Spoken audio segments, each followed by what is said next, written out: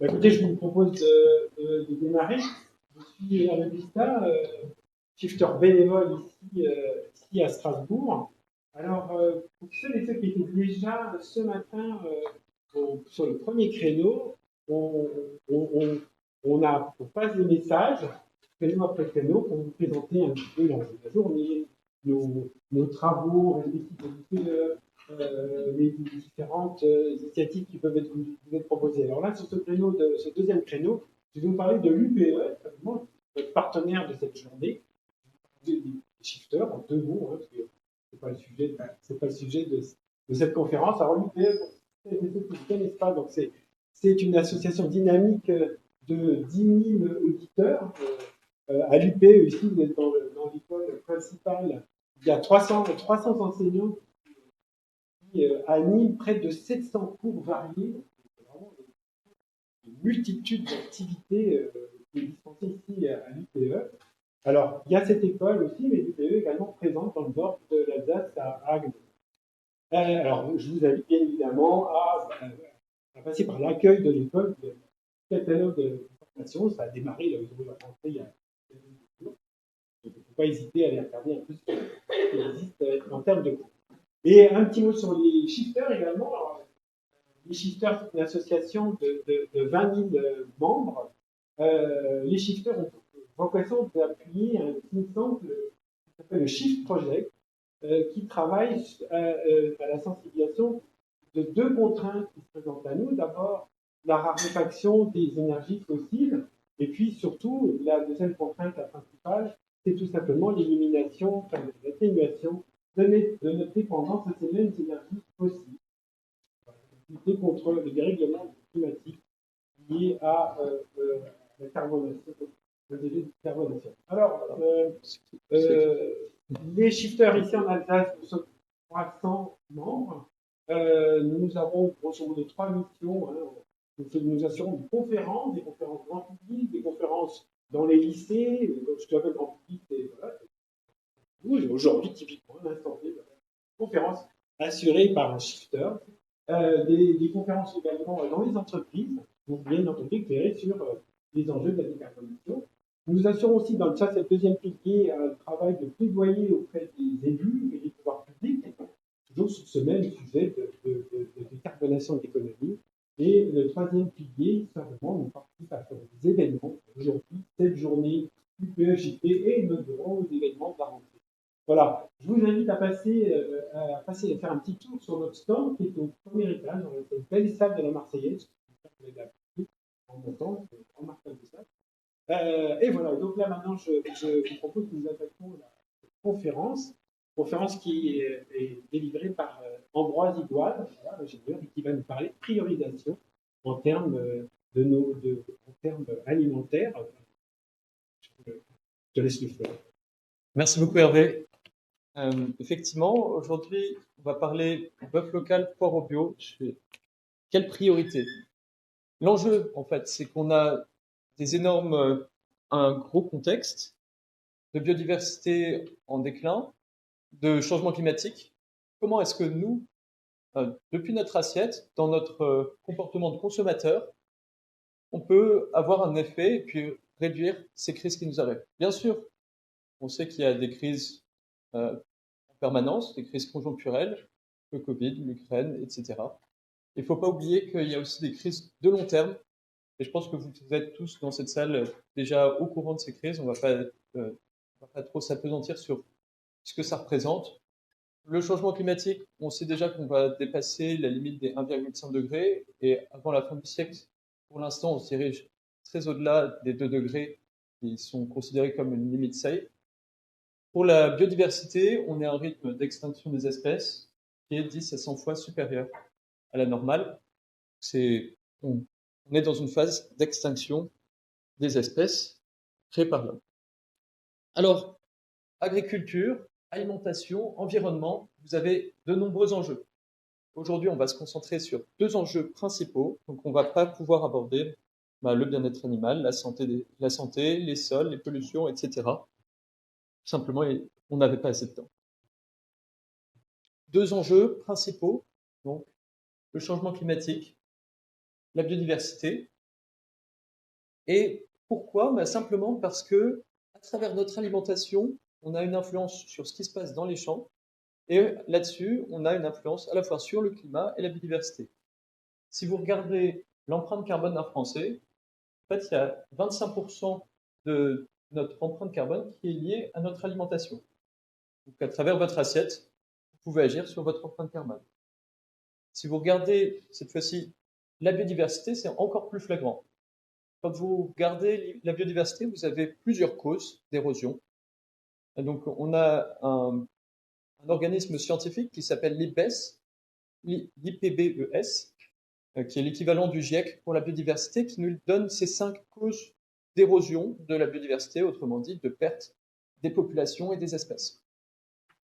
La première cause, c'est la perte et la dégradation des habitats. Vous rasez une forêt pour y mettre un champ, eh bien, les espèces sauvages qui vivaient dans cette forêt doivent aller ailleurs ou disparaissent. La deuxième cause, c'est l'exploitation directe. L'exploitation directe, c'est assez simple. Vous pêchez un poisson, il n'est plus dans la mer, donc il y a moins de poissons. Le dérèglement climatique, on en parle, c'est à la fois un problème en soi et une cause d'érosion de la biodiversité.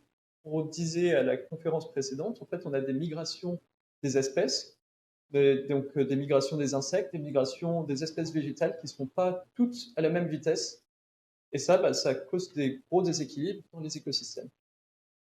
Les pollutions, sous le terme pollution, vous avez beaucoup d'enjeux. Donc les pollutions à l'azote, les pollutions, nombreuses pollutions que vous connaissez, mais on va parler aussi des pesticides. Forcément, quand vous mettez des pesticides, ça affecte un petit peu la biodiversité. Et puis, vous avez les espèces envahissantes, et là, on aura peut-être un peu moins d'impact à travers nos assiettes sur les espèces envahissantes. Donc, voilà. Ça, on connaît ses causes, on connaît ce qui se passe. Maintenant, la question, c'est, moi, quand j'arrive dans un supermarché ou au marché, d'ailleurs, qu'est-ce que je fais? Je fais du vrac, de la consigne. Est-ce que je mange de saison, local? Je fais moins de gaspillage. Est-ce que j'essaie de réduire les produits carnés? Bon, hop, ça va. On pourrait faire comme ça. Est-ce que je mange bio? Est-ce que j'essaie de manger moins transformé? Donc, en fait, on a beaucoup d'injonctions. Et là, ce qu'on va essayer de faire ici dans cette conférence, c'est mettre des priorités. Alors, un petit avertissement, si on met des priorités, ça veut juste dire que pour certains enjeux, il vaut mieux se concentrer sur un geste ou un autre. En fait, c'est aussi une manière de conserver son énergie, pour mettre l'énergie dans les trucs qui sont les plus impactants, à notre avis, et puis pas se prendre la tête sur ce qui est moins impactant. Donc, c'est possible que ça heurte un petit peu quand on dit c'est moins important que, mais ça permet aussi de mieux diriger son énergie. Voilà, donc on va reprendre ce tableau et puis on va essayer de le compléter au fur et à mesure de la conférence. Tiens. Hop. Donc on a les 5 grandes causes d'érosion de la biodiversité, en particulier le climat qui va être traité en premier, et puis ensuite on va décliner les différents gestes pour voir quels sont les impacts qu'ils ont et donc quels sont les impacts que nous on peut avoir en fait en tant que citoyens ou de consommateurs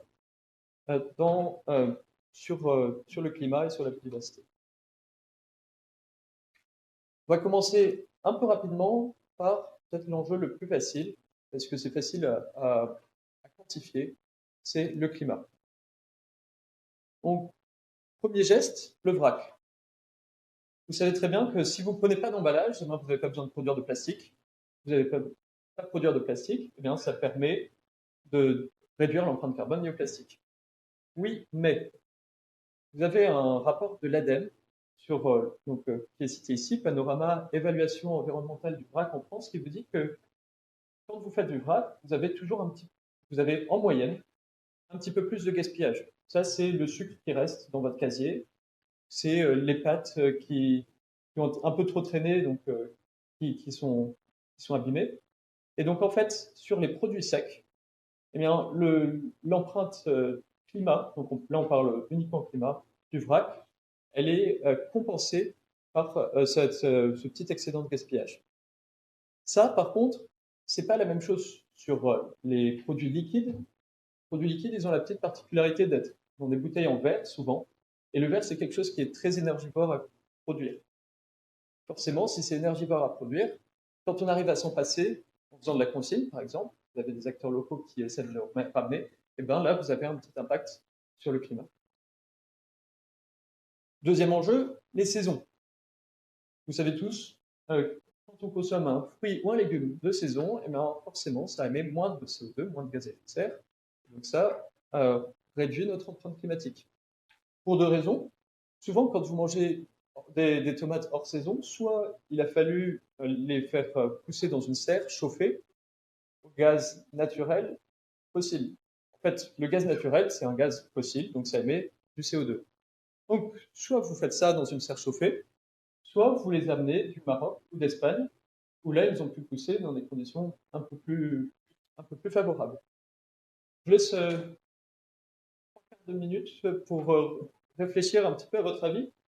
Quel est le plus impactant? Vaut-il mieux manger une tomate quand on est hors saison? Est-ce qu'il vaut mieux manger une tomate d'hiver, locale de serre chauffée ou une tomate importée d'Espagne?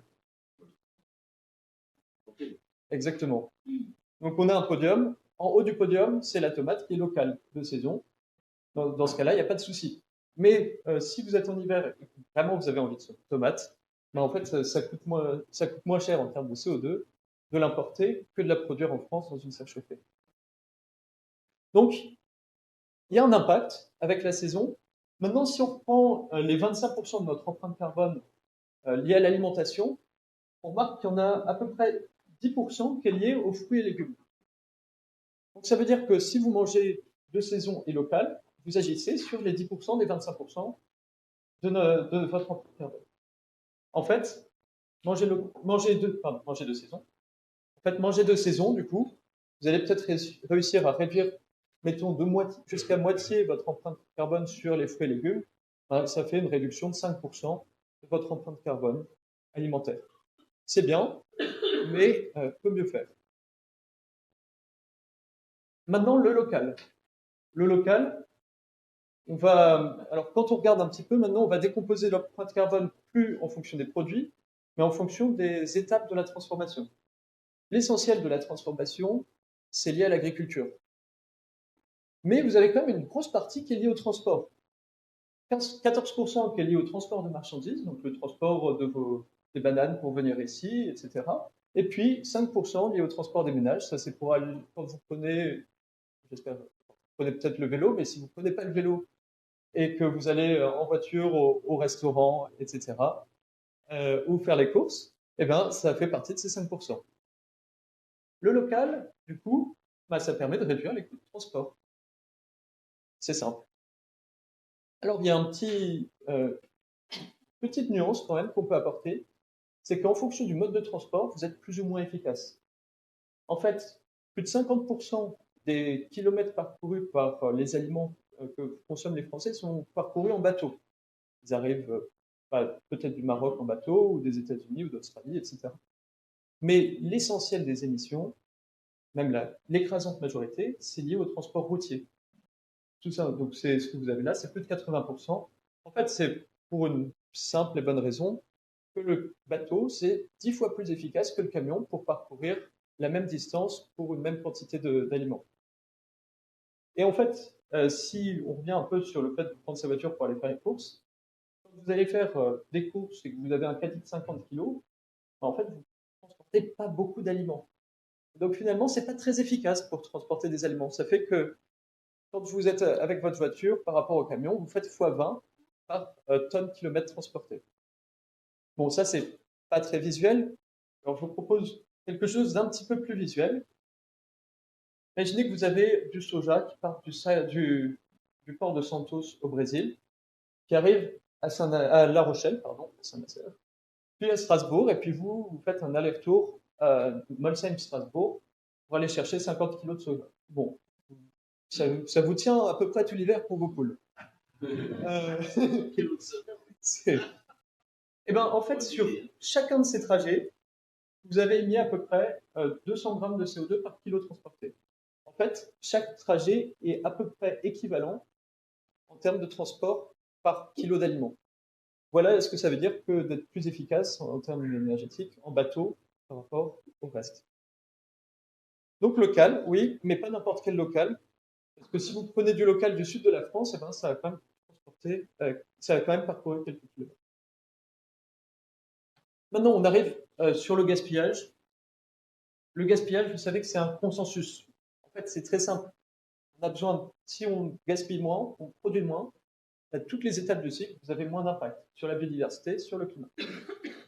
Aujourd'hui, on a des chiffres de l'ADEME qui disent que le gaspillage est à peu près autour de 20%. Euh, ça dépend un petit peu aussi des postes et de ce que vous consommez. Dans nos sociétés occidentalisées, la consommation, c'est un gros poste de gaspillage. Simplement parce qu'on a oublié quelque chose dans le frigo ou qu'on est au resto. Et au resto, ben, parfois, il y a des invendus, des choses comme ça. Donc on peut agir. On peut agir facilement depuis nos assiettes. Une chose intéressante, c'est que sur les productions les plus impactantes, les productions animales, vous avez moins de gaspillage. Et en fait, c'est là qu'on peut privilégier l'effort. Si on veut réduire l'empreinte carbone, autant réduire le gaspillage sur les produits qui sont les plus coûteux en termes environnementaux à produire. Donc là, 13%, si vous réduisez ça de moitié, ben ça vous fait déjà peut-être 5%, 7% de votre empreinte carbone. Et puis on abordera les autres enjeux ensuite.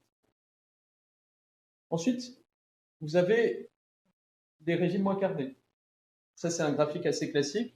J'ai repris les données d'Agribalis, donc une base de données qui a fait une analyse en cycle de vie de quasiment tout ce qu'on peut manger en France. Et il y a des conclusions qui sautent aux yeux. En gros, les ruminants, donc vaches essentiellement, mais aussi chèvres et moutons, hein, ça a une empreinte carbone très élevée, notamment liée aux émissions de méthane. On a ensuite la catégorie générale des produits animaux, donc, le porc, le fromage et puis le poulet. Et puis ensuite, les produits végétaux. Donc, une fois qu'on a vu ce graphique, on se dit, bon, probablement qu'on peut gagner aussi un petit peu en réduisant la consommation de viande ou de ruminants. C'est ce que regarde l'ADEME. En fait, l'ADEME propose un calculateur d'empreinte carbone.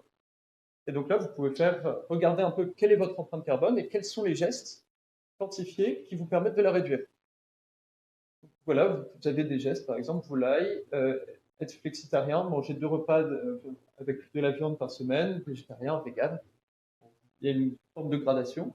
À votre avis, ça permet d'économiser combien de pourcents de notre empreinte carbone liée à l'alimentation? Bon, je vous donne les réponses. Voilà, on est sur les deux premiers autour de 25%, sur les deux derniers à 40-50%. Donc là, en fait, on remarque quand même qu'il y a un impact qui est significatif, en particulier par rapport à ce qu'on a vu jusqu'ici. Vous me direz, oui, très bien, mais si je mange du bœuf bio, est-ce que ça n'a pas une différence? Alors le bœuf bio, c'est un bœuf qui mange qui mange de la nourriture biologique, qui a été produit par l'agriculture biologique, et puis qui a un cahier des charges beaucoup plus exigeant, notamment qui demande à avoir plus de temps de pâture, etc. Et bien, en fait, si on regarde de manière générale l'alimentation bio versus l'alimentation conventionnelle, c'est pas au niveau du climat que ça se joue. Et donc là, on regarde une série d'études, on fait un recensement des études qui existent. On observe que sur les produits d'élevage, en moyenne, le bio a une empreinte comparable au conventionnel en termes d'empreinte climatique. Donc le bio. Vous avez aussi le club des ultra transformés. Là, vous avez donc une publicité qui est faite pour la viande et qui vous compare à un substitut végétal, un Beyond Burger, à un steak de bœuf standard. Et c'est vrai que quand vous regardez les 22 aliments, je pense que vous ne connaissez pas tous les noms qui s'affichent là, qui sont en anglais, mais globalement, ça fait peur. Pourtant, quand on regarde l'empreinte carbone, il n'y a pas photo, ça émet 10 fois moins. Quand vous regardez les autres empreintes, on anticipe un petit peu, ben, on y gagne aussi. Donc, finalement, c'est pas si mal pour le climat de manger des substituts végétaux. Bon, bien sûr, quand vous faites un steak comme ça, il y a un peu de transformation. Si vous aviez pris, donc là vous avez à droite, à gauche pour vous, l'empreinte carbone du steak qui est décomposée par poste, eh ben, vous avez une grande part qui est liée à la transformation aux emballages. Ça veut dire qu'on peut quand même gagner un peu là-dessus sur les aliments ultra transformés. Mais donc ça, c'est un exemple un peu stéréotypé. Si on regarde d'autres aliments ultra transformés, vous prenez des knacks, vous prenez des pommes de terre noisettes surgelées, des glaces, etc. Effectivement, vous avez une part qui est liée à la transformation. Elle reste pas si significative que ça. Et surtout, en fait, donc on est sur un groupe hétérogène et en fonction de la manière dont on compare, est-ce qu'on compare des aliments ou on compare des régimes, on a un impact qui est relativement, qui n'est pas évident à déterminer quand on réduit les aliments ultra transformés. En fait, réduire la consommation d'aliments ultra transformés, c'est essentiellement bon pour la santé. C'est la loi. Je vous fais un petit récap de ce qu'on a vu déjà sur le climat, parce que c'est un peu dense. Donc là, c'est le tableau qu'on avait vu, donc avec les empreintes carbone par aliment, mais cette fois-ci, on décompose par poste. À nouveau, c'est les données Agribalis, d'analyse en cycle de vie, de l'état de graine jusqu'à la poubelle. Donc on commence à l'envers, par les emballages. Voilà. Ensuite, vous rajoutez le transport, le supermarché, la distribution, la transformation. Là, on commence à avoir quelque chose. Et puis l'agriculture. Voilà. Deux messages. Donc, d'abord, les produits animaux, globalement, sont plus émissifs. Et deuxième message, l'essentiel, c'est dans l'agriculture que ça se passe. Donc, si on fait un petit récap maintenant, on a des gestes qui ont peu d'impact sur le climat. Par exemple, le vrac pour les produits secs, le bio, le moins transformé. Vous avez ensuite des produits qui ont un impact modéré, des gestes qui ont un impact modéré. Par exemple, manger local de saison, avoir la consigne. On a eu un amphi sur la consigne là, juste avant. Moins de gaspillage. Et puis, vous avez un geste qui se démarque quand même des autres. C'est celui qui consiste à manger moins de produits animaux. Et donc, si on revient un petit peu à notre tableau, bah, on peut le remplir un petit peu. Et on a déjà une première colonne. Tenez-vous, il en reste. Voilà, on peut regarder à nouveau ce que nous dit l'ADEME. Donc, donc, en prenant un profil type de français moyen, voilà, si vous avez fait zéro déchet, vous réduisez de 7% votre empreinte alimentation, de saison de moins 3%, local moins 3%. Vous voyez qu'il y a une différence d'ordre de grandeur. Maintenant, on va rentrer dans le vif du sujet. J'espère que vous êtes réveillés. On attaque la grosse partie sur la biodiversité, qui est plus difficile à quantifier. Et cette fois-ci, on va faire facteur d'érosion par facteur d'érosion. Le premier facteur de perte de la biodiversité, c'est la dégradation des habitats. C'est le premier pour les habitats terrestres, c'est le premier pour les habitats d'eau douce et pour les écosystèmes d'eau douce, et c'est le deuxième facteur de perte de biodiversité pour les écosystèmes marins. Ça, c'est un graphique qui est tiré de l'IPBES, donc IPBES, le GIEC de la biodiversité. Je vous propose de monter un petit peu en arrière. On va partir de 1500 et regarder l'évolution d'une part de la population mondiale et d'autre part des terres agricoles. C'est simple, les terres agricoles, c'est en vert. Hop, voilà. Vous avez au départ des terres agricoles, bah, c'est simple. On a plus de monde, il faut manger plus, on a besoin de plus de terres, c'est classique. Et puis au bout d'un moment, juste après-guerre, vous avez un énorme décrochage. C'est quoi ce décrochage? C'est les intrants. C'est les engrais, c'est les pesticides, exactement. Et donc ça a beaucoup d'impact, donc pas négligeable. Mais par contre, ça permet de réduire le nombre de terres dont on a besoin. Vous avez peut-être une idée de ce que c'est cette zone, pas grisée, mais verdée, je ne sais pas comment on dit. En fait, c'est l'ensemble des terres habitables sur la planète Terre. C'est-à-dire, qu'est-ce que c'est les terres habitables? Bah, c'est simplement les terres émergées où vous avez ni désert, ni glacier.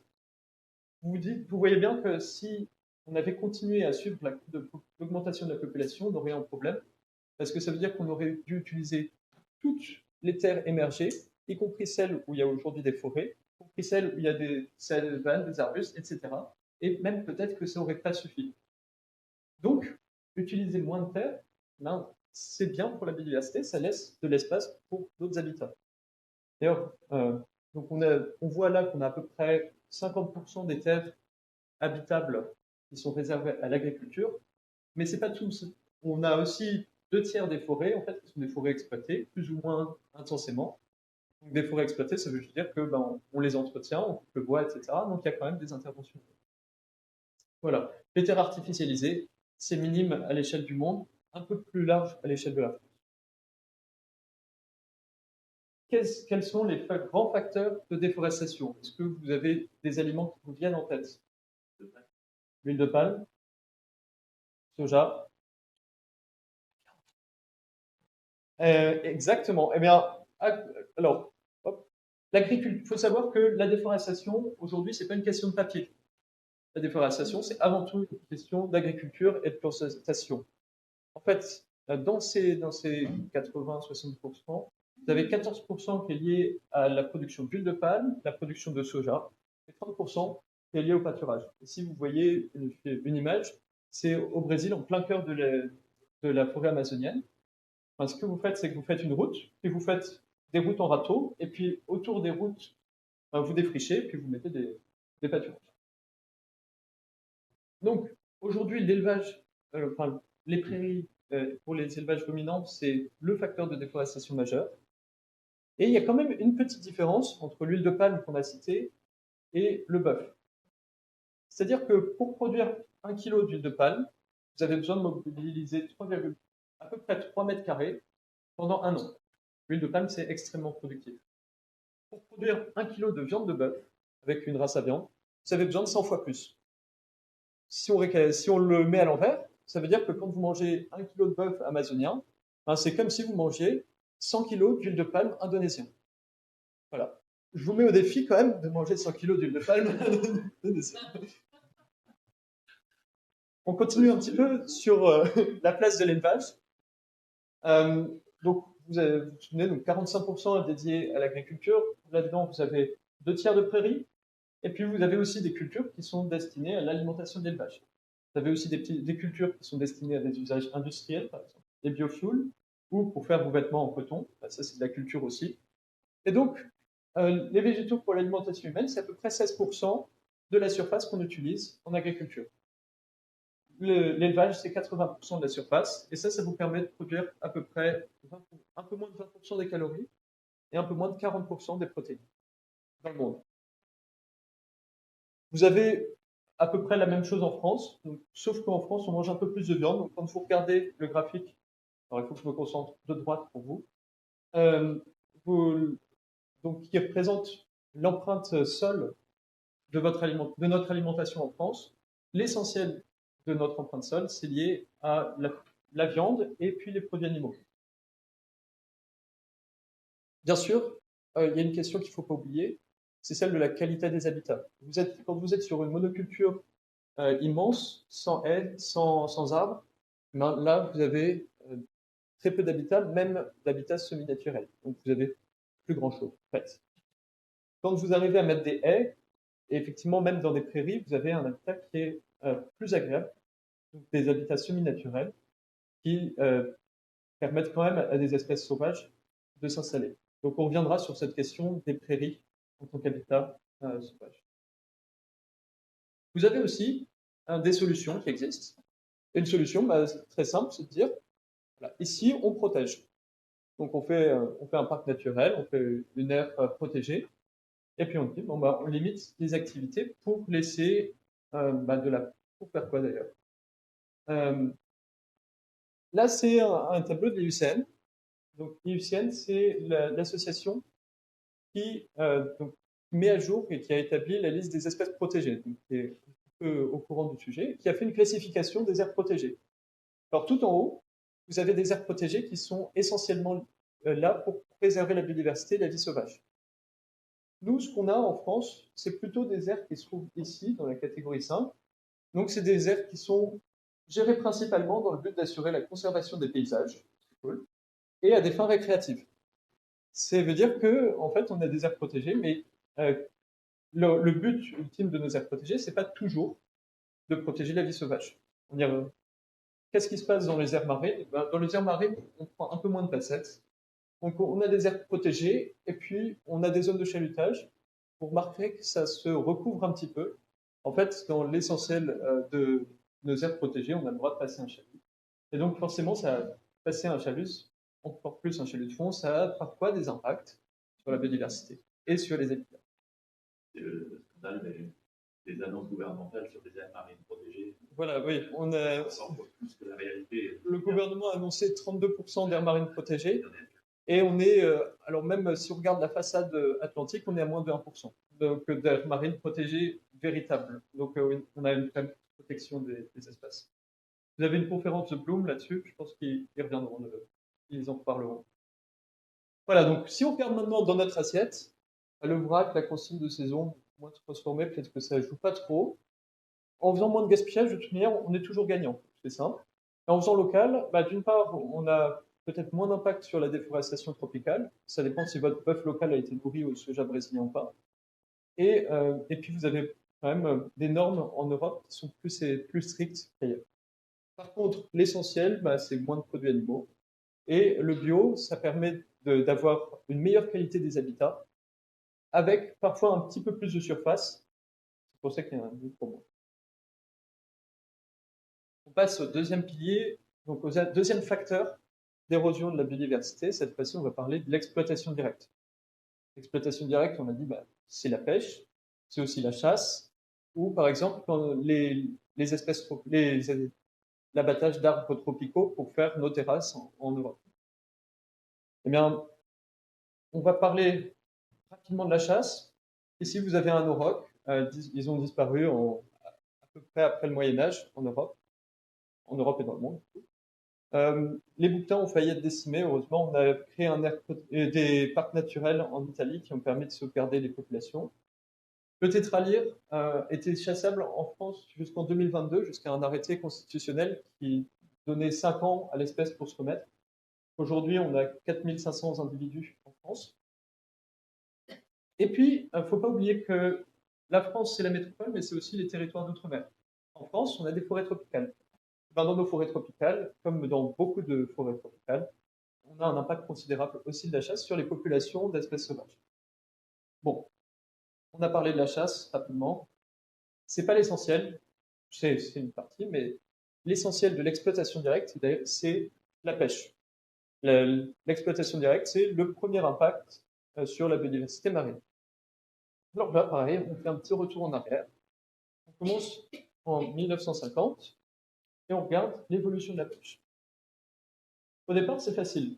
On a des meilleures techniques, des bateaux plus puissants, donc plus d'efforts de pêche, plus de capture.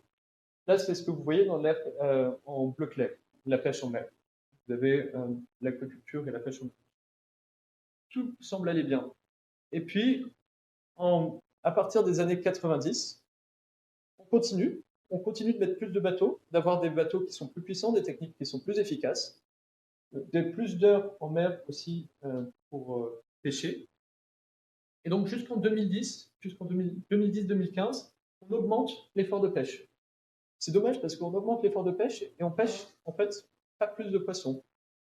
Il y a même un chercheur qui s'est amusé à constituer les captures réelles par rapport aux captures déclarées. Pour le graphique, c'est un graphique de la FAO qui représente uniquement les captures déclarées. Si vous regardez les captures reconstituées, depuis 1996, on décline. Il n'a pas continué après. Donc, on met plus d'efforts, on a moins de poissons. Pourquoi? Simplement parce qu'il y a moins de poissons à pêcher. En fait, on est en surpêche. Mais c'est pas moi qui le dis, c'est la FAO, donc l'Organisation mondiale pour l'alimentation et l'agriculture, qui nous dit que, en fait, depuis qu'elle fait ces statistiques, les stocks de poissons surpêchés augmentent. Les stocks sous-pêchés, entre guillemets, diminuent, vous en avez de moins en moins. Et puis, vous avez un gros ventre mou auquel on va s'intéresser un petit peu plus. C'est ces stocks qui sont pêchés au rendement maximum durable. Avant ça, c'est quand même... Pardon, je vise. Voilà, c'est quand même une bonne nouvelle. Ça veut dire que quand on choisit son poisson, on peut aussi choisir des poissons qui sont issus de stocks moins surpêchés ou voire en bonne santé.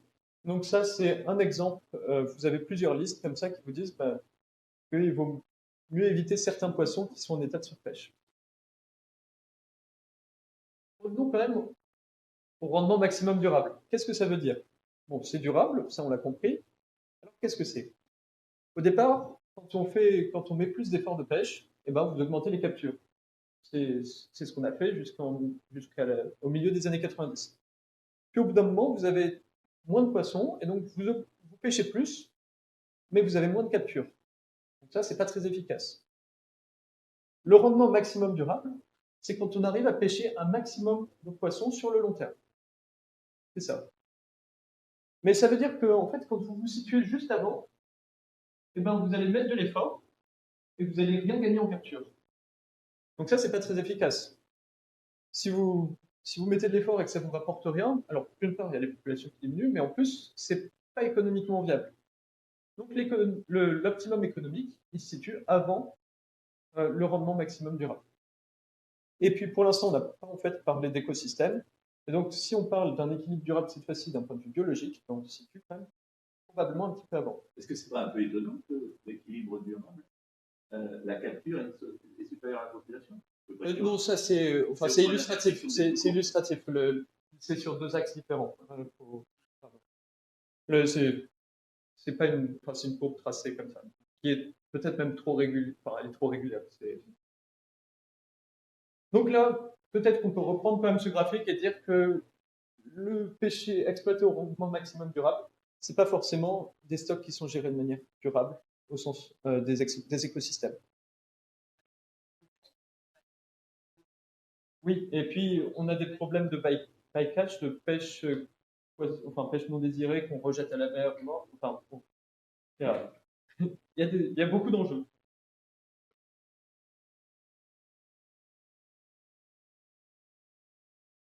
Alors, je ne sais pas s'ils sont dans les pêches. Je suis pas sûr qu'ils soient dans les pêches déclarées. C'est des chiffres comparables si vous voulez regarder des évolutions en tous les cas. Voilà, oui, tout à fait. Donc, je suis pas le seul à dire que c'est pas tout à fait durable de pêcher au rendement maximum durable. Là, vous avez un expert de la surpêche, un scientifique, expert de la surpêche et des écosystèmes, qui vous dit, en vertu de la fameuse funeste gestion au RMD, rendement maximum durable, on se situe en fait juste en limite de surexploitation et donc forcément l'écosystème est perturbé. C'est pas durable.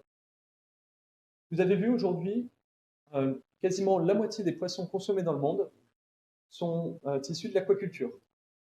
Est-ce que l'aquaculture est une solution? Oui et non. L'essentiel des poissons produits en aquaculture, c'est des poissons, ça se fait en Asie, des carpes, des tilapias, c'est en fait des poissons qui sont essentiellement végétariens. Et donc ça fonctionne un peu comme un élevage de porc. Vous leur donnez 4 kg de grains, ça vous produit 1 kg de poisson. Bon, il y a des enjeux un peu plus aigus liés au fait que la pollution qu'ils créent, c'est directement dans l'eau, donc ça se disperse facilement, mais globalement, vous n'avez pas besoin de leur donner des poissons sauvages. Après, voilà, je vous laisse. Ça permet de produire des carpes si vous ne voulez pas manger du grain et que vous voulez manger des carpes. Voilà. Par contre, nous, l'aquaculture qu'on a en Europe, qui est moins grosse en termes de volume, c'est essentiellement des saumons, des truites, un peu d'anguilles. Et pour ça, généralement, vous donnez 2 kg de poissons sauvages pour produire 1 kg de saumon. Alors ça a beaucoup baissé. Avant, on était à 4-5 kg. Mais bon, ça reste quand même pas très favorable comme ratio. Ça veut dire que quand vous mangez du saumon, c'est comme si vous mangez 2 kg de poissons sauvages à la place. Bon, il y a un peu on récupère un peu parfois des déchets ou des excédents, mais globalement, c'est pas bien. Non, c'est pas bien, pardon. c'est pas très fort. Et puis, il faut rajouter quand même un peu de grain pour essayer de réduire ce ratio. On peut faire un petit récap sur l'alimentation et l'exploitation directe. Encore une fois, local, vous avez des normes plus strictes en local qu'à l'extérieur. Vous avez une gestion des pêches qui est un peu plus efficace quand même dans l'Union européenne avec les quotas de pêche, etc. Moins de gaspillage, c'est toujours gagnant. Et puis quand même, on a les produits animaux qui sont le grand gagnant. Donc, on a déjà parlé climat. je vous propose de passer directement sur les pollutions. Alors les pollutions, il y a vraiment un grand nombre de pollutions diverses. On ne va pas parler des PFAS, de plastique, etc. Aujourd'hui, on va se concentrer sur deux pollutions majeures, les pesticides et les pollutions azotées. C'est aussi un choix. On n'a pas le temps de tout aborder. Ah, bah, on ne va plus aborder. Tac, c'est bon. Vous avez une étude qui a fait beaucoup de vagues récemment, qui parlait des insectes en Allemagne. Je vous disais, en 27 ans, la biomasse d'insectes décline de plus de 75% dans les aires protégées. Donc, c'est une étude qui est sur de nombreuses aires protégées, sites Natura 2000 en Allemagne. Il y a plusieurs choses qui interrogent. En fait, vous regardez, déjà 75% à l'échelle d'une génération, c'est une décroissance exponentielle considérable. Ça veut dire qu'au bout de 100 ans, vous avez quasiment plus rien. Donc, on est clairement là sur une extinction brutale. Une extinction brutale qui est étrange parce qu'on s'intéresse aux insectes.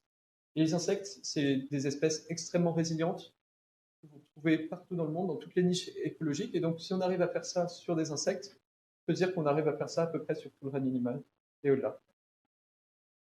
Et puis, il y a quand même un truc qui chiffonne, c'est que ça se passe dans des aires protégées. Bah, c'est quand même ballot si même dans les aires protégées, on a moins d'insectes et dans ces proportions-là.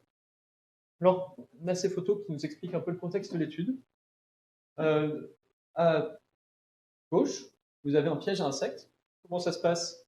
Ben, vous mettez un piège, vous avez des insectes qui sont piégés, vous pesez chaque année le nombre d'insectes que vous avez récupérés, et puis vous voyez si ça augmente ou pas. Donc là, a priori, ça n'a pas augmenté. Ah ben, donc ce piège à insectes, qui permet de faire l'étude, il est mis dans une zone protégée, bon, bah, sur une prairie, qui a priori est utilisée par l'homme, et puis juste à côté d'un champ. Donc en fait, on est d'accord sur des zones protégées, mais on est sur des zones qui sont un peu protégées, et surtout qui sont très, très petites et directement exposées en fait aux pesticides et aux produits qu'on peut mettre dans les champs. Donc deux solutions, soit vous utilisez moins de pesticides à côté, soit vous faites des zones protégées avec un buffer, c'est-à-dire une zone où vous avez une agriculture qui est plus raisonnée, par exemple une agriculture biologique, pour essayer d'avoir une zone, un cœur un peu plus protégé dans les aires protégées. Là, on aborde ensuite, bon, les pollutions, c'est compliqué. Quand on parle pesticides, c'est encore plus compliqué. Alors, un autre nom pour les pesticides, c'est biocide. Bio, la vie, cide, je tue. Bon, voilà, il n'y a pas besoin de grosse analyse pour comprendre que ça va avoir un impact sur la vie, la biodiversité. Alors, donc vous avez plusieurs types. Vous avez des insecticides, des herbicides, des fongicides. Pourquoi on les utilise? Bah, c'est pas parce que les agriculteurs aiment boire du glyphosate le soir, c'est simplement parce que on a du mal aujourd'hui à faire de l'agriculture sans ces produits. Donc c'est pour ça, sinon, si c'était facile, on n'en aurait plus. Vous avez un indicateur qui s'appelle l'IFT, indice de fréquence de traitement, qui vous dit le nombre de doses que vous mettez par an de ces produits. Donc on peut essayer de comparer un peu des productions. Vous remarquez que souvent sur les grandes cultures, on est un peu plus résistant, donc on a besoin d'un peu moins de produits que sur les fruits et légumes. Mais c'est pas flagrant et on s'y retrouve pas très bien. En tous les cas, il faut être vraiment un spécialiste. Par contre, vous avez une solution assez simple. Dans l'agriculture biologique, non seulement vous utilisez des produits qui sont moins nocifs, parce que qui sont réputés moins nocifs parce qu'ils sont plus naturels, et puis en plus, vous traitez moins souvent. Donc, globalement, c'est gagnant-gagnant. C'est une solution si on veut réduire les pesticides. Une ou l'autre. Maintenant, on passe à l'azote. L'azote, d'abord, c'est un ami. L'azote, il fait partie des trois engrais principaux agricoles qui nous ont permis de décupler nos rendements. Vous vous souvenez, la courbe de population augmente, la courbe d'utilisation des terres n'a pas augmenté. C'est notamment grâce à la découverte de l'azote, parce que simplement, vous en mettez, ça pousse, c'est génial. C'est génial, sauf que si vous en mettez et qu'il y a un surplus d'azote, ben, ça va pousser aussi dans les rivières, ça va pousser aussi dans dans les mers. Donc vous allez avoir ici des phénomènes d'eutrophication, un mot un peu compliqué pour dire que vous avez des végétaux qui ont de l'azote, donc qui poussent, qui explosent. Ces végétaux vont consommer tout l'oxygène disponible. Quand il n'y a plus d'oxygène dans un cours d'eau, les poissons ont plus de mal à survivre. Donc ça vous fait des zones un peu mortes. Puis vous avez aussi le problème des pollutions à l'azote et des émissions que ça cause. Oui,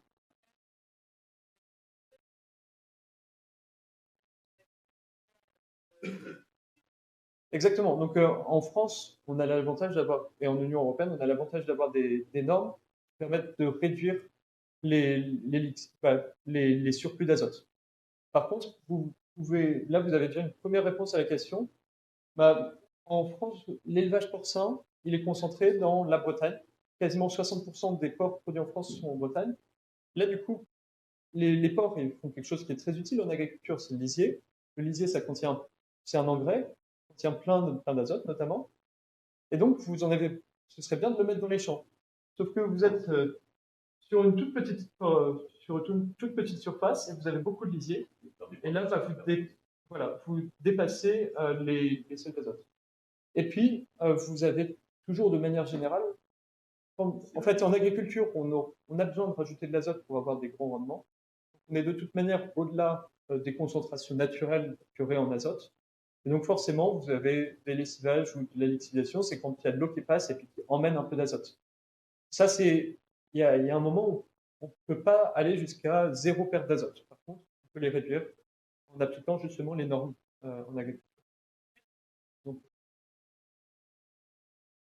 il y a deux objectifs quand on parle d'azote. D'une part, essayer d'avoir moins de rejets de pollution azotée. Et puis d'autre part, il y a aussi réduire les besoins, parce que l'azote de synthèse, quand on le produit, ben, c'est très émissif.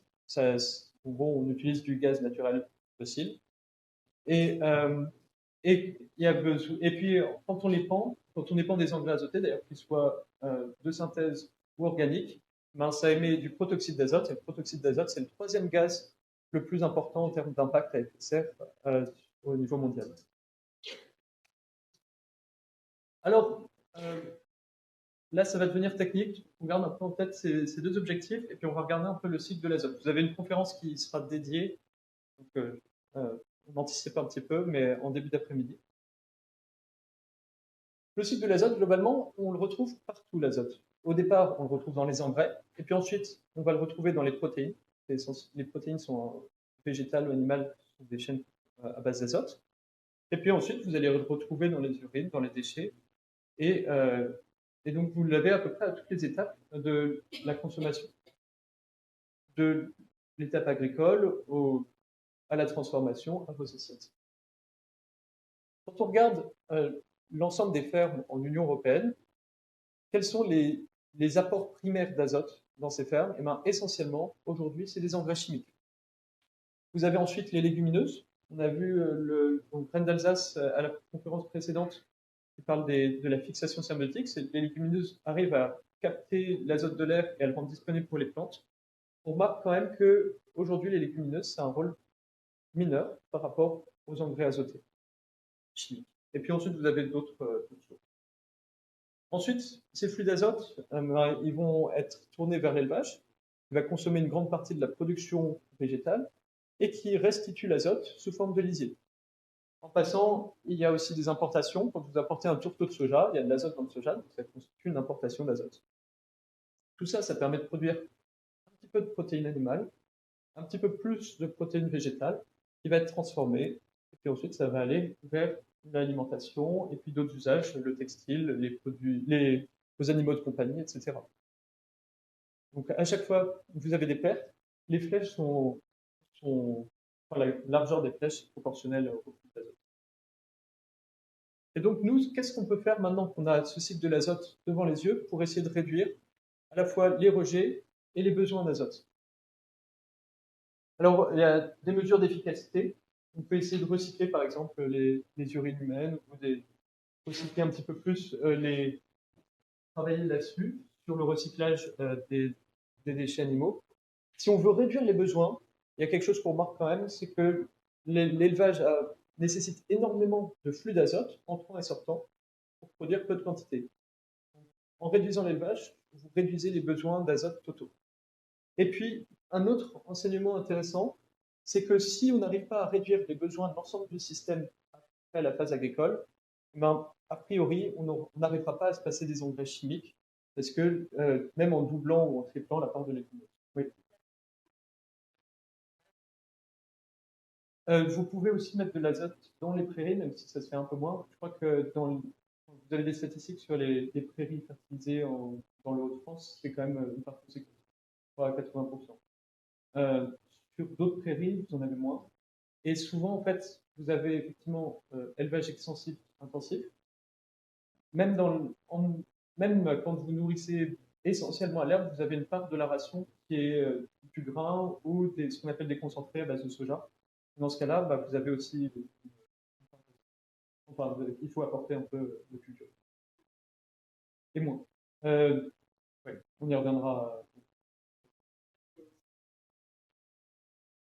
Je sais pas. Je ne connais pas la comp à l'avance. Mais elle va être passionnante, je pense. Enfin, j'y serai. Enfin, j'y serai pour écouter, ce sera très bien. Du coup, ça, c'est issu d'un article qui a récapitulé un peu les flux d'azote dans le système Union européenne et qui vous dit pour réduire les pertes d'azote de moitié, il faut à la fois des changements de régime alimentaire et des actions à la ferme. Donc des actions à la ferme, ça peut être aussi lié à des légumineuses, etc., la gestion de l'azote ou l'extensif.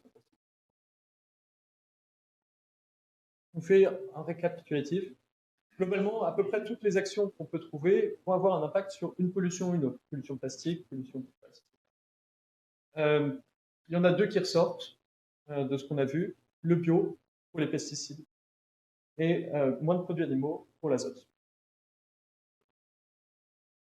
Maintenant, en fait, on survole les espèces invasives.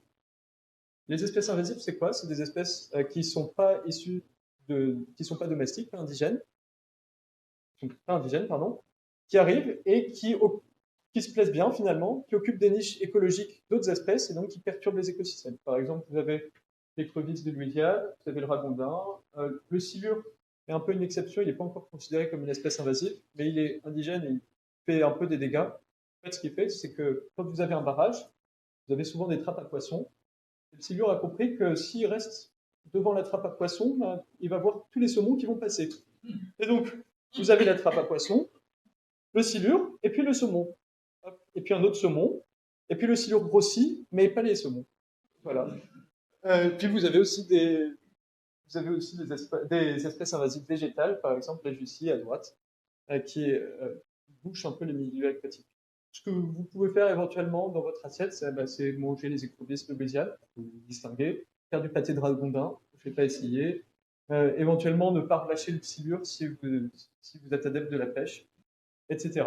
Bon, il faut déjà l'attraper puis le soulever. Voilà. Donc, comment les espèces invasives arrivent? Bah, d'une part, avec le changement climatique, parce que il y a une migration des espèces, et puis d'autre part, essentiellement avec la mondialisation des échanges. Donc, les transports, elles prennent le bateau comme tout le monde. Donc, éventuellement, on peut faire un peu local, mais il y a peu de chances enfin, ça ralentira un peu les invasions. C'est pas sûr que ça les freine entièrement. On fait un petit point d'étape. Bon, globalement, c'est plutôt clair. Si on réduit la consommation de produits carnés, effectivement, on a quand même un impact sur à peu près tous les enjeux à la fois de la biodiversité et du climat, quand on considère l'alimentation. Vous avez aussi des impacts importants avec l'agriculture biologique, et puis d'autres gestes qui ont des impacts un peu plus faibles sur différents créneaux. Bien sûr, on n'a pas tout évoqué. On pourrait parler des sols, on pourrait parler de bien-être animal, on pourrait parler de santé, on pourrait parler d'eau et d'autres choses. Donc, il faut garder à l'esprit qu'il y a des gestes qui ont ici été considérés comme relativement modérés en termes d'impact, peuvent avoir un impact ailleurs. Mais bon, globalement, quand on regarde, ben, pour revenir sur la question initiale, poireau bio, bœuf, bœuf local poireau bio, pardon. Voilà, merci. Hop. Bon, quand on fait la comparaison entre 1 kg de poireau et 1 kg de bœuf, donc là, c'est issu à nouveau de la base de données Agribalis. En fait, ils ont fait des analyses de cycle de vie sur le carbone, donc le changement climatique, mais aussi sur l'utilisation des sols, sur l'utilisation de l'eau, sur les pertes, enfin l'utilisation des nitrates, des phosphates, etc. Donc à peu près, beaucoup d'indicateurs en tous les cas. Là, en rouge, c'est quand l'impact est 2 fois plus élevé au moins qu'en vert. Bon, bah, globalement, il y a pas photo, mais c'est vrai que la comparaison entre 1 kg de poireau et 1 kg de bœuf est un peu biaisée parce que vous mangez quand même, vous êtes moins rassasié après 1 kg de bœuf, après 1 kg de poireau qu'après 1 kg de bœuf. Pardon. Par contre, je vous assure qu'après 1 kg de lentilles sèches, vous commencez à être rassasié. Et pourtant, on a à peu près la même chose. On a vu aussi que les viandes n'ont pas toutes le même impact. Et les produits laitiers ont un impact souvent moins important aussi que les viandes. Donc, par exemple, le poulet gagne à peu près sur tous les plans par rapport au bœuf, une fois de plus. Et donc, si on prend une viande qui gagne à peu près sur tous les, enfin, qui est à peu près la moins impactante, par rapport à l'avocat qui est très souvent décrié comme étant un aliment dangereux pour la planète, eh ben, on constate encore une fois que globalement, c'est ce que dit l'IBES, même les protéines animales qui ont le moins d'impact dépassent généralement l'impact des options végétales. À une exception notable près, l'avocat utilise beaucoup d'eau. Bon, on va quand même parler un peu de contre-arguments et puis des débats scientifiques qui ont lieu encore, enfin, aujourd'hui sur l'élevage, notamment du stockage de CO2 dans les sols, des prairies, de la biodiversité des prairies, qu'on a un tout petit peu abordé, mais sur lequel on va revenir, la du méthane, valoriser l'inutile. C'est parti. C'est parti. On a, en fait, les sols vont stocker du carbone sous forme de matière organique. Donc, plus votre sol est noir, généralement, plus il y a de carbone dans votre sol. C'est assez simple. Vous regardez votre potager, il y en a beaucoup. Si vous regardez des cultures, souvent les sols sont plus clairs qu'en forêt. Ben, ça veut dire qu'il y a moins de carbone dans les sols des cultures. Et d'ailleurs, quand on regarde les moyennes en France, les cultures ont à peu près 50 tonnes de carbone stocké par hectare dans les 30 premiers centimètres, ce qui est moins que les prairies permanentes et les forêts. Alors, on peut regarder aussi au-dessus, c'est-à-dire ce qu'il y a au-dessus du sol. Les forêts stockent à peu près autant de carbone dans leur sol que dans leurs arbres, dans la végétation. La végétation, c'est les arbres, la litière, les racines. Donc, globalement, quand on voit ça, on pourrait se dire, tiens, bah, j'ai 1 hectare de culture, si je le transforme en prairie permanente, eh ben, je vais gagner un petit peu, je vais stocker un peu de carbone. C'est très bien. Sauf que si je veux produire autant de protéines, eh ben, je transforme 1 hectare en culture, j'ai besoin d'avoir 6 hectares à peu près en production laitière pour fabriquer autant de protéines et 35 hectares en production de viande de bœuf, en race à viande, pour fabriquer autant de protéines. Ça veut dire que je convertis 1 hectare de culture en prairie permanente. Ok, je stocke du carbone sur ces hectares, mais j'ai besoin de rajouter des hectares qui ne vont pas venir de culture, que je vais prendre sur d'autres milieux naturels. Et là, je vais avoir un gros déstockage de carbone. Donc, les prairies permanentes, c'est un déstockage de carbone par rapport au milieu naturel, mais qui est un peu moins important que les cultures. C'est ce qu'on appelle en fait le coût d'opportunité carbone. Coût d'opportunité, c'est-à-dire que quand vous prenez n'importe quel espace agricole, vous allez avoir besoin d'espace. Cet espace, il existait avant, vous ne le créez pas. Et donc, vous prenez sur des espaces qui généralement stockent plus de carbone que ce que vous avez. Donc, vous avez un coût d'opportunité par hectare qui est plus faible pour les prairies, qui est plus élevé pour les cultures que pour les vignes. Mais quand on ramène ça au kilo produit, eh ben, ça reste défavorable pour les prairies. En fait, vous pouvez vous amuser à compter, en plus de l'empreinte carbone des aliments, ce coût d'opportunité carbone, et là, ça peut même quasiment vous doubler l'impact des régimes alimentaires. Je passe un peu rapidement. Bon, d'accord, peut-être qu'une prairie stocke moins de carbone que ça, d'ailleurs, ça se voit bien. Enfin, une prairie stocke plus de carbone, mais peut-être qu'il y a un problème d'espace, mais quand même, merci. Mais quand même, dans une prairie, vous avez une diversité végétale qui est beaucoup plus importante, vous avez des insectes, c'est un espace ouvert, et donc il y a beaucoup plus de biodiversité dans une prairie que dans une culture annuelle, c'est sûr. Sauf qu'on peut refaire la même chose, donc là vous prenez plein de forêts, ici vous mettez 1 hectare de culture, en fait, ce qu'il vous faut en prairie pour faire du lait, pour faire autant de protéines, il vous faut 6 hectares de prairie. Donc ça vous prend un peu plus d'espace. Et puis si vous voulez faire du bœuf, ben, il vous faut beaucoup plus de prairie, et donc ça vous prend plus d'espace. Donc la question, c'est pas biodiversité entre la culture et la prairie, la question c'est la biodiversité entre la prairie et la forêt. Et là, vous avez un débat aussi sur le rôle des prairies donc gérées par les hommes pour entretenir la biodiversité. Notamment, vous pouvez regarder le scénario TIFA, l'Europe agroécologique en 2050, qui vous explique que, d'accord, si on met moins de bovins, ça réduit le CO2, mais quand même, la perte de biodiversité, même si on transformait les prairies en forêt, serait très importante. Et alors là, bah, c'est intéressant. En fait, ça se base sur le fait que les prairies, c'est des espaces ouverts et qu'il y a besoin d'espaces ouverts pour avoir de la biodiversité. Si vous avez juste de la forêt, bah, vous avez moins d'herbes, vous avez moins de fleurs à polliniser, etc. Et puis, il y a une grande biodiversité spécifique d'insectes, etc. dans les prairies. Par contre, il faudrait savoir aussi ce à quoi on compare une prairie. Est-ce qu'on la compare à une plantation d'arbres, qui est rasée à blanc tous les 30 ans et qui est fortement gérée? Est-ce qu'on la compare à une forêt gérée, une forêt en libre évolution? En fait, en France, vous avez extrêmement peu de forêts qui sont en libre évolution. Vous avez quelque chose de l'ordre de 3-4% des forêts françaises qui n'ont pas été coupées ou gérées depuis plus de 50 ans. Donc, en France, en fait, on ne connaît pas bien ce que c'est qu'une forêt naturelle, même si on a l'impression dès qu'on est dans une forêt, on est dans la nature. Et donc, il y a peut-être déjà quelque chose à travailler là-dessus si on veut avoir de la biodiversité dans des forêts. C'est bien connu qu'une forêt qui est plus vieille a plus de biodiversité. Vous allez avoir des troncs d'arbres morts, vous allez avoir des clairières qui se créent, vous allez avoir aussi des animaux qui entretiennent des espaces ouverts. Et puis, effectivement, vous pouvez avoir des espaces ouverts de manière naturelle, que ce soit par des zones humides, des ruminants ou des herbivores sauvages, ou des prairies d'altitude qui peuvent rester ouvertes.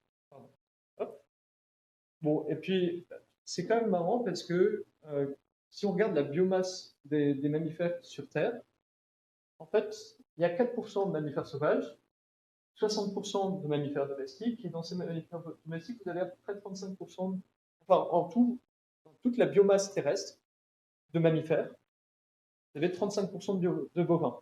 Donc l'argument qui dit qu'on a besoin de conserver 35% pardon, de bovins pour favoriser les 4% de mammifères sauvages, il est intéressant.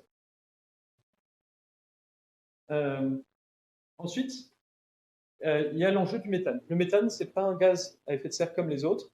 Il a une courte vie, donc il perturbe fortement le climat au moment où on l'émet. Au bout d'un moment, au bout de 100 ans, il y en a quasiment plus dans l'atmosphère. Donc il y a tout un débat sur la manière dont on devrait compter le méthane et est-ce que c'est vraiment si important le méthane que ça? Bon, on ne peut pas rentrer. Il y a eu des colloques. Il y a eu le colloque précédent là a duré pas une journée, en tous les cas sur la question. On ne va pas rentrer dans le débat globalement. Si vous faites la hiérarchie des aliments sans compter le méthane, vous obtenez à peu près la même hiérarchie. Donc, globalement, c'est pas grave. Et puis ensuite, on vient un peu sur la question des prairies qui valorisent des espaces alors qu'on ne pourrait pas cultiver ou de l'herbe qu'on ne pourrait pas utiliser sans ça. Donc effectivement, la ration des bovins, généralement, est essentiellement composée d'herbes. C'est logique. Les bovins sont des herbivores, des ruminants même.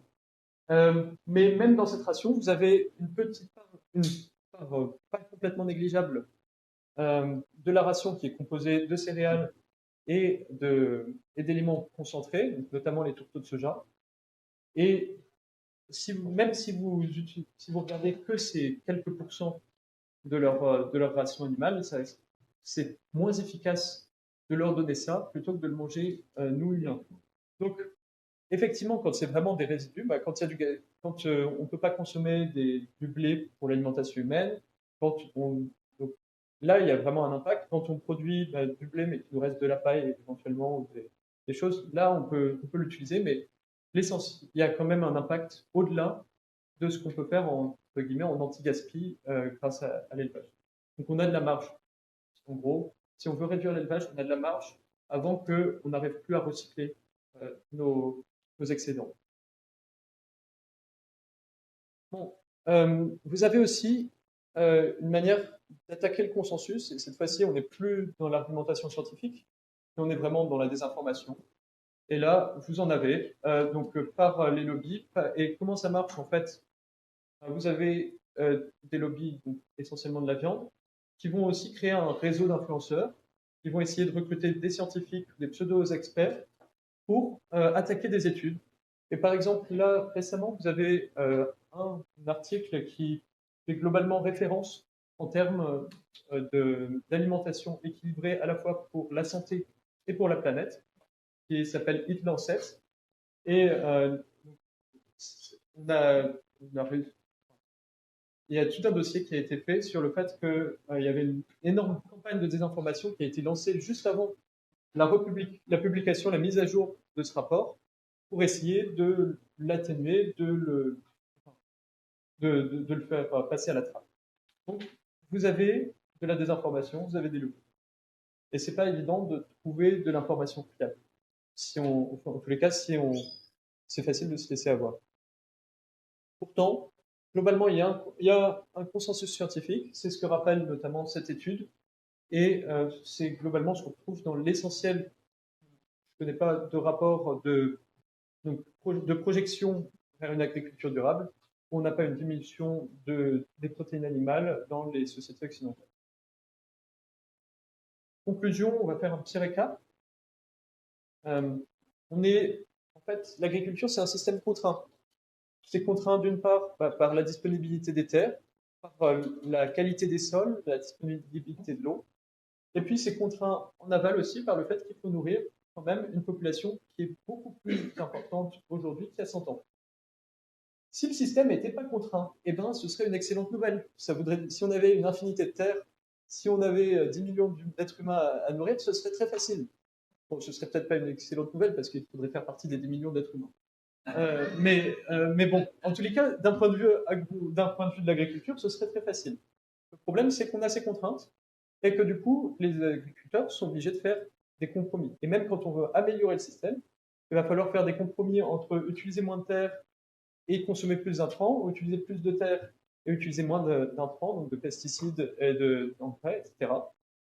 Et globalement, on va toujours être sur une affaire de compromis. Qu'est-ce qu'on peut faire, nous, en tant que consommateurs? Eh ben, on a deux manières d'agir. D'une part, on peut favoriser globalement les pratiques agricoles qui nous semblent plus vertueuses. Et donc ça, c'est notamment grâce au label qu'on y arrive. Quand on achète bio, en fait, on valorise une agriculture qui est plus vertueuse pour les environnements et pour la santé des agriculteurs. Et puis, on peut aussi relâcher les contraintes. Relâcher les contraintes, c'est juste demander au système d'en produire un peu moins. Et donc, ça laisse une marge de manœuvre, à la fois aux agriculteurs et puis aux décideurs, laisser un peu plus de place à la vie sauvage, que ce soit dans les champs, si vous voulez faire de l'extensif, ou dans des espaces naturels, si vous voulez réduire l'espace agricole en empiétant un peu moins sur les espaces naturels. Ça se retrouve ici. Donc, globalement, vous faites moins de gaspillage, ça réduit la demande. Mécaniquement, vous avez moins de contraintes. Vous demandez moins de produits animaux. Mécaniquement, vous réduisez fortement la demande en terre et en ressources. Donc, ça réduit la contrainte. Et le bio, eh bien, vous encouragez un changement des pratiques. Donc, les deux vont ensemble. On réduit les contraintes et plus qu'on a allégé les compromis à faire, eh bien, on peut se permettre de faire mieux dans les champs. Il n'y a pas d'impact du bio sur la santé. Pardon. Il y a Alors, on y revient pour les questions. Alors, je pense que sur chaque point sur chaque case, on pourra avoir un petit débat, mais ça donne une vue d'ensemble. C'est juste la conclusion et puis on revient dessus. La conclusion qu'on a vue globalement, c'est moins de produits animaux, ça permet d'être à peu près gagnant sur tous les points en termes de biodiversité et de climat. Pour rappel, on a vu entre guillemets, la biodiversité et le climat, c'est déjà pas mal. Le bio, ça permet d'agir également sur la biodiversité. Et puis ensuite, on a plein d'autres gestes qui peuvent avoir un impact ponctuel sur différents aspects de la biodiversité ou du climat. Je vous remercie.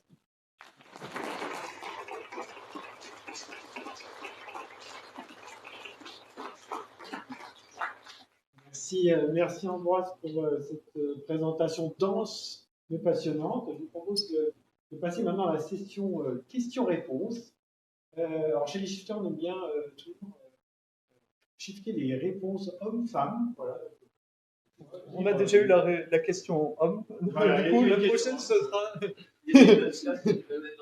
Ouais, ah bah oui, non, bah je pense que je me suis peut-être un peu trompé sur cette case, donc ça arrive.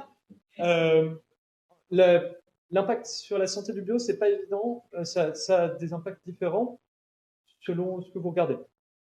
Si vous regardez l'impact direct des pesticides sur la santé, l'essentiel de l'impact sur la santé des agriculteurs et des riverains, moins des consommateurs, mais donc, si vous mangez du bio pour la santé humaine, c'est avant tout pour préserver la santé humaine des agriculteurs. Ce qui est pas absurde parce qu'on est quand même attaché à ceux qui nous nourrissent. Voilà. Et par contre, Oui, parce qu'on est protégé par des normes. Alors, effectivement, l'impact sur la santé est peut-être plus faible maintenant en Europe qu'il y a 50 ans en Europe ou 50 ans ailleurs, mais il y a quand même un impact sur la santé. Il y a une augmentation des cancers chez les agriculteurs. Oui. Et donc, effectivement, j'aurais pu mettre un peu. Par contre, si vous regardez l'impact sur la santé, sur votre santé en tant que consommateur, là, il sera plus modéré parce que vous avez relativement peu de produits qui restent sur ce que vous achetez. Et puis, si on regarde maintenant donc, il y a eu tout un débat aussi scientifique sur les apports nutritifs des produits bio versus les produits conventionnels. Et c'est pas extrêmement concluant. Vous avez par exemple sur le blé, vous aurez plus de protéines en conventionnel parce que vous mettez plus d'azote. Et donc, vous aurez plus d'autres éléments d'autres éléments, vitamines, etc., en proportion dans le bio parce que vous avez moins de protéines. Mais globalement, c'est pas. Alors, ouais, j'ai lu quelques papiers sur le sujet, c'est pas forcément évident à déterminer d'un point de vue. Bien que ce soit pas encore dans les mentalités de la loi, est-ce que manger des insectes, ça résout des problèmes? Et la deuxième question, c'est que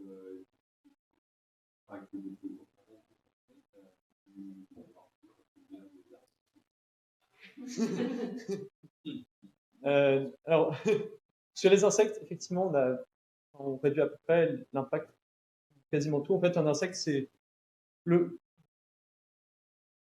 quand on est sur un animal classique, l'animal que vous nourrissez, d'abord, il va utiliser son alimentation pour bouger, pour se chauffer, et puis ensuite, il va produire de la viande. Heureusement qu'on ne gagne pas 1 kilo à chaque fois qu'on mange 1 kilo de lentilles, parce que voilà, on prendrait un peu plus de place dans cette ampli.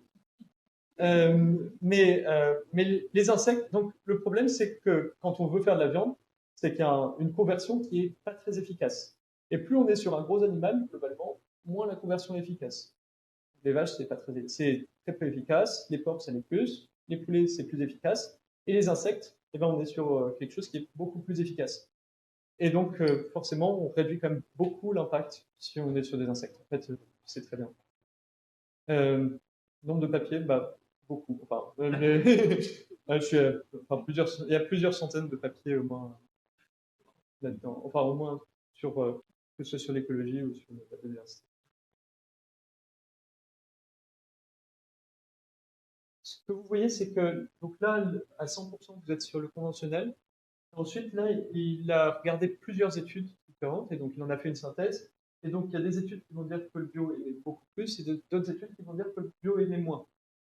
En fait, ça dépend un peu des hypothèses que vous prenez, du système que vous regardez, des comparaisons de tout. Ce qu'on peut dire sur le bio, sur l'animal, c'est que souvent, vous avez des conditions de vie animale qui sont meilleures. Un poulet bio, ça va vivre au moins 80 jours, alors qu'un poulet standard, ça va vivre 30 jours. Et donc, euh, vous allez, en allongeant cette période de vie, forcément, vous allez lui donner plus de nourriture. Donc, ce que vous avez gagné sur une production de nourriture qui est plus efficace ou qui est plus vertueuse en bio, ben, vu que vous consommez plus de nourriture pour un poulet bio que pour un poulet non bio, et ben, ça a l'impact sur le climat, enfin voilà, ça s'équilibre.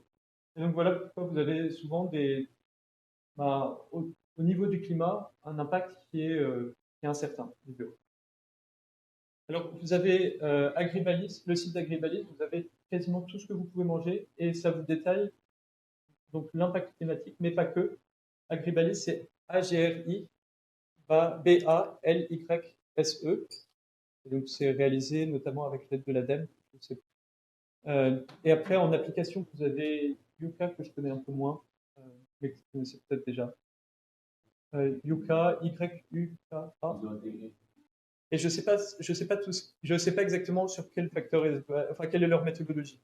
Voilà. Dans tous les cas, Agribalis, c'est un peu des données scientifiques brutes, mais si vous avez une question un peu là-dessus, après, le but, c'est aussi de montrer que enfin, quand on entre dans le supermarché, il n'y a pas besoin de se poser 36 000 questions aussi. On peut réduire un petit peu les questions qu'on se pose en se disant, bah voilà, il y a des priorités. Et déjà, vous savez qu'a priori, si vous achetez un truc qui est végétal, bah, vous aurez moins d'impact globalement. Donc ça permet de se libérer un peu de l'esprit aussi, de la charge mentale.